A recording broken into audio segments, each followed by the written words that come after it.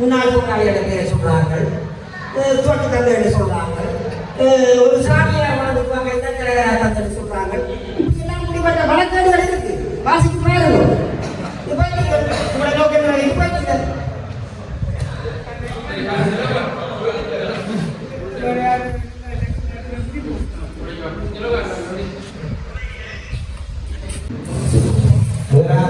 பிரச்சனை இந்த கேள்வி கேட்கிறவர்கள் தன்னுடைய கேள்விகளை எவ்வளவு நேர்மையாக சபைக்கு முன்வைக்கிறார் என்பதுதான் கேட்கப்பட வேண்டிய கேள்வியில பெருமதியும் அமையும்.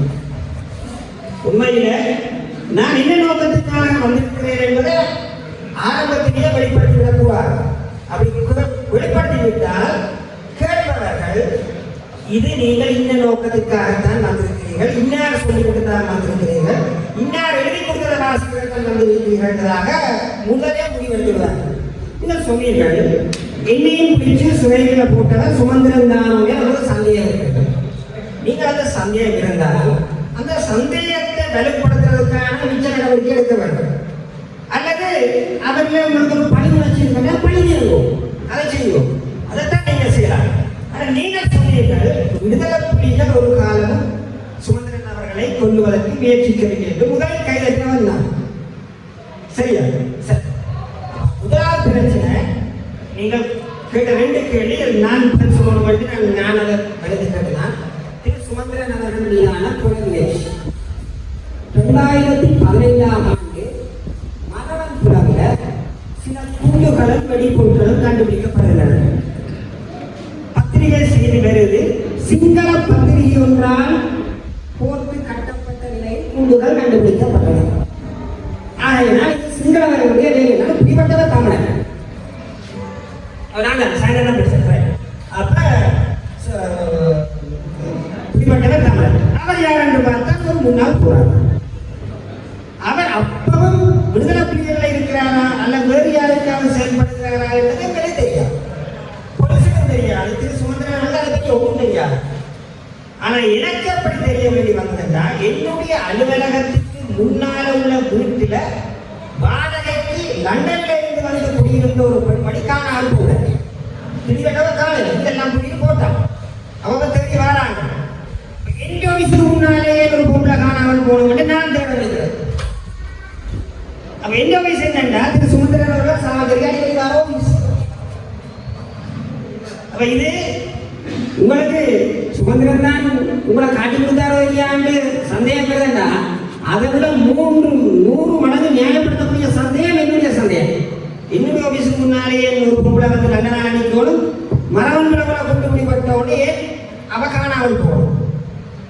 அது உங்களுக்கு தெரியாது, கதையே உங்களுக்கு தெரியாது. ஆனால் பத்திரிகைகள் இருக்கு, அது நீதிமன்ற வழக்குகளோடு முழங்கி அதில் பல பேர் கைது செய்யப்பட்டு இருவர் இந்தியாவுக்கு தப்பியோடி இப்படியாக இந்த வழக்கு கொழும்பு பிரதான நீதவான் நீதிமன்றத்துக்கு 2015ஆம் ஆண்டு மாற்றப்படுகிறது. 2015ஆம் ஆண்டு நடைபெற்ற கட்சி கூட்டம் நான் இந்த விடயத்தை பேசினேன்.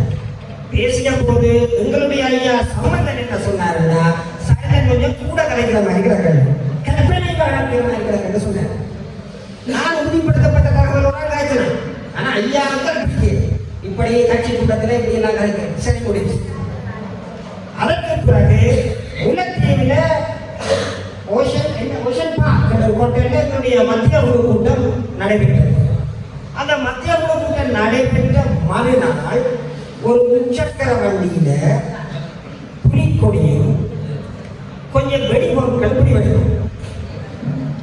புலிக்கொடியும் கொஞ்சம் வெடிபடும். நிச்சயமாக அது விடுதலை புலிகள் செய்யறது எனக்கு தெரியும். ஆனா புலிக்கொடி பயன் பயன்படுத்தப்படுகிறது அல்லது எதிரியின் பக்கம் என்று தமிழில் குறைக்கப்பட்ட கிளைமோர் பயன்படுத்தப்படுகிறது. அப்ப அங்கே பிடிபட்டவர்கள் ஒருவர் ஏற்கனவே மரணத்திலிருந்து பிடிபட்டு விடுபட்டுவார். இது உங்களுக்கு தெரியும்.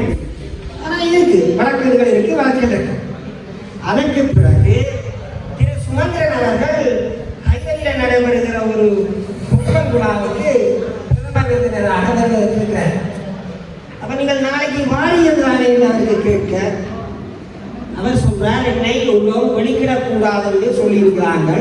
எனக்கு எதிராக ஏதோ நடக்கலாம், எனக்கு என்ன தெரிஞ்சது. பிறகு பார்த்தா மல்லங்கோணியில குண்டு பிடிபட்டு ஆக்கள் பிடிக்கப்படுகிறார். அப்ப உதாரணமாக நீங்க சொல்லுங்க, சுமந்திரன் தான் இது எல்லாரையும் பிடிச்சா குண்டுகளை நீங்களாக கொடுத்துருக்கணும். அவருக்கு அந்த எதிரியின் அவரை வாசமே இல்லாதவரால் அவருடைய புரிந்தொழி அவருடைய எதிரியின் பக்கம் கிளைமோர். அப்ப உங்களுக்கு தெரிய வேணும், எதிரி செய்கிற புலனாய்வு இரட்டை முகவர் வேலைகளில ஒரு காரியம் நடக்குது. ஒரு நல்லா தெரியும், ரெட்டை முகவர் வேலையெல்லாம் உங்களுக்கு நல்லா தெரியும்.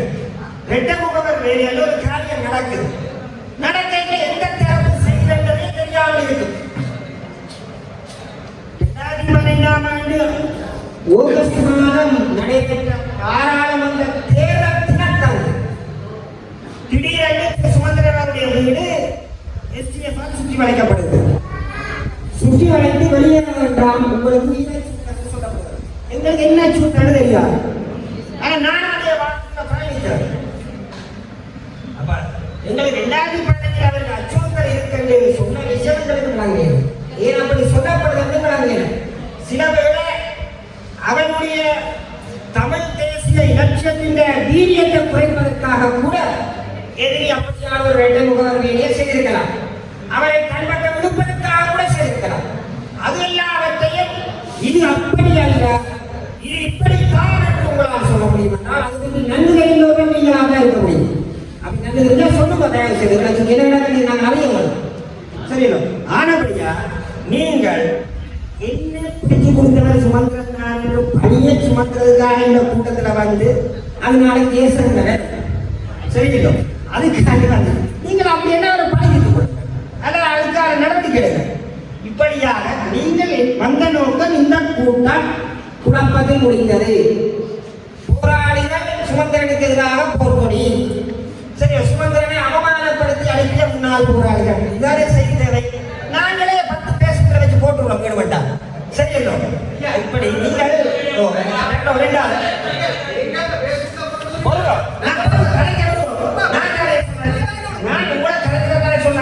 நான் தான் சொன்னேன் உங்களுக்கு நீங்களுக்கு இவ்வளவு தூரம் 10 மீட்டர் தூரம் தேவையில்லை. முகத்துக்கு முகம் பக்கத்தில் வச்சு பேசலாம் போது நீங்க வேலையில்லை. ஏனென்றால் உங்களுக்கு வீடியோ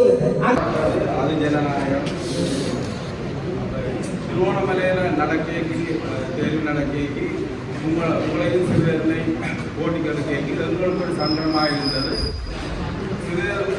இந்த பலமும் தெரியும், உங்களோட பலமும் தெரியும். எங்களுக்கு இதை நாங்கள் எல்லாரோடையும் சேர்ந்து வச்சது அடிமட்ட மக்களை எழுச்சிப்படுத்தி கொண்டு வர்றது சிறுவன் ஐயா பொருத்தமானது. வேறு இடத்திலிருந்து 3 பாசிகளோடும் வெளிநாடுகளோடும் அரசரோடும் சட்டத்தரமாக வேண்டப்படக்கூடியவர் சுமந்தன் ஐயா. இருவருமே எங்களுக்கு தேவையான ஒன்று. இது எங்களுக்கு கர்ம சங்கடமான ஒன்றை அதில் உருவாக்கி விட்டுருக்கு. இவர் 2 பேரும் கதைச்சு பேசி ஒருத்தருக்குள்ள வந்து ஒரு தலைவர் ஒரு செயலாளர்மாக வந்தால் மிக நன்மையாக இருக்குமென்னு சொல்லி நாங்கள் எதிர்பார்த்து கொண்டிருக்கேன். அவங்க ஒரு சங்கடம் வந்தது 2 பேர். அப்போ எங்களுக்கு ஆர்க்கு போட்டாலும் கருதிதான் கிட்டத்தட்ட போடப்பட்டது சின்ன வித்தியாசம் தான்.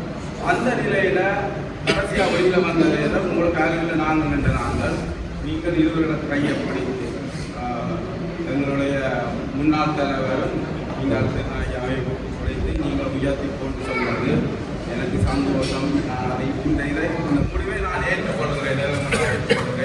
இவர் வந்து இந்த ஜீவனத்துக்கு நான் முன்னாள் தலைவருடன் சேர்ந்து இது ஒத்துழைப்போம்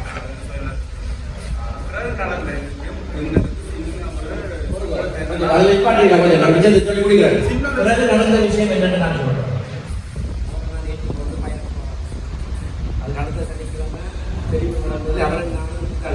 பார்த்து கொண்டிருக்க நாங்கள் வந்து தனியாக வீட்டையில் பேசி அமர்ந்திருந்து நாங்கள் இணங்கினாங்க யார் யார் பற்றிய செட்டில் இணங்கி 2 பேரும் இணங்கி அதை அறிவித்தது அவர் அவரும் அறிவிச்சோம் எங்களுக்கு ஒரு இணக்கப்பாடு ஏற்பட்டு அறிவிச்சு அவர் தலைவர் ஒரு பதவியும் இல்லை எல்லாம் இணங்கி செய்யுது அது அறிவிச்சது சில பேர் ஏற்றுக்கொண்டு அவரும் வாதாடுகிறார் ஏற்றுக்கொண்டு ஏற்றுக்கொண்டு அவர் ஏற்றுக்கொண்டு ஏற்றுக்கொள்ளையில் வாக்கெடுப்பு உடன்பட்டு சொல்லி மத்தியானம் வரைக்கும் சென்றார் வாக்கெடுப்பு ஏற்றுக்கொள்ளப்பட்டது.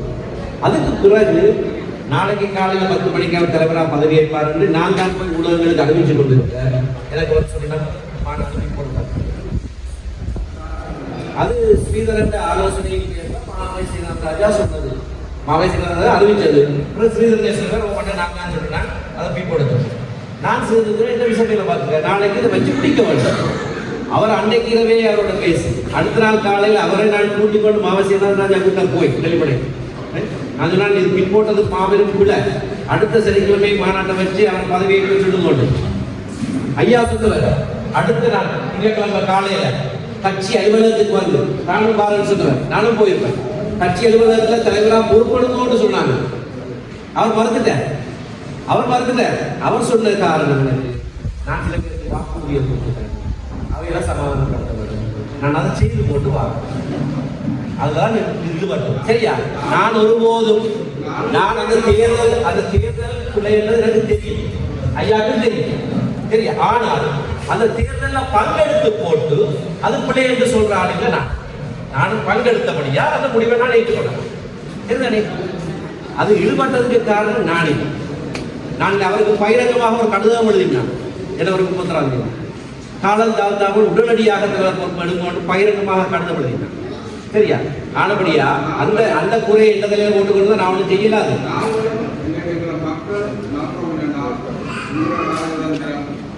உங்களோட அரசியல் அமைப்பு உங்களுக்குரிய இதனை சத்தியம் பயன்படுத்தி நிச்சயமாக நீங்கள் நினைத்தால் ஒரு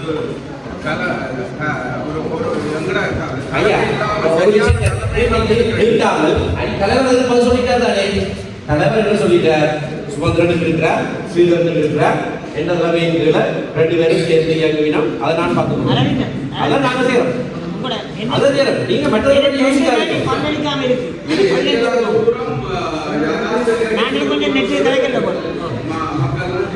சரி, சாயந்தரம்